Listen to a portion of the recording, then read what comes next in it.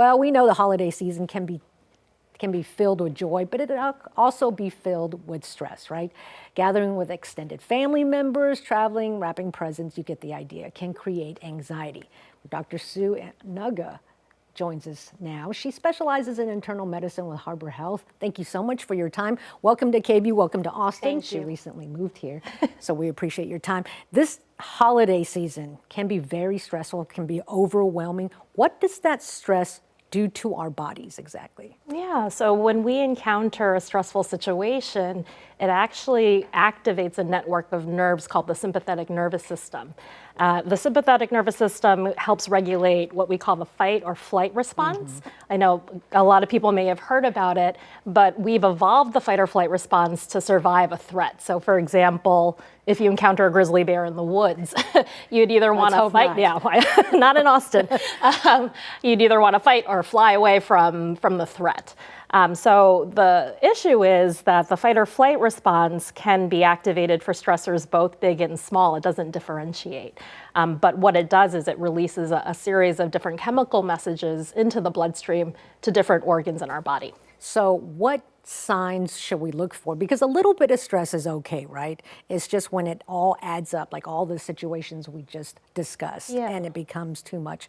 What are some of the negative signs or effects on our body? Definitely. So when these hormones or chemical messengers like adrenaline or cortisol circulate in the blood, they start to interact with different organs.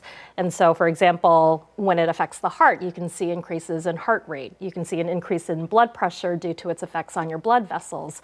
It can even affect your sleep. It can affect your mood and thinking.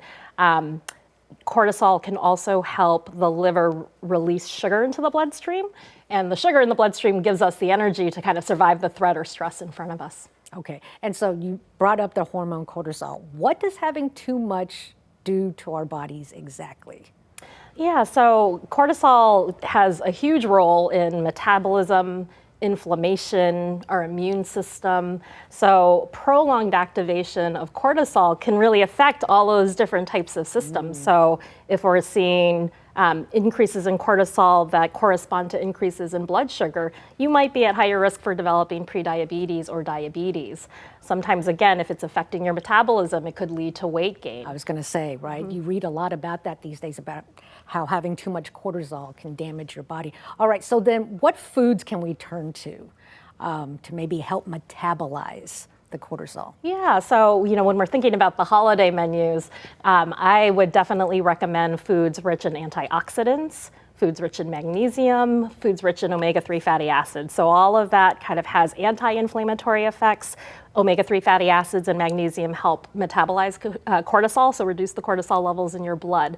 So if we think about the menu, lots of fresh fruits and vegetables, those are great sources of antioxidants. So if we think about berries, you can put berries in your dessert. You can cut up some strawberries and add that with dark leafy greens, which are also great sources of antioxidants as you prepare your salads.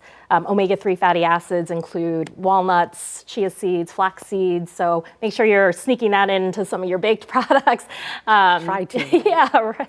And then magnesium. So I think to myself, a beautiful spinach salad with almonds and avocado.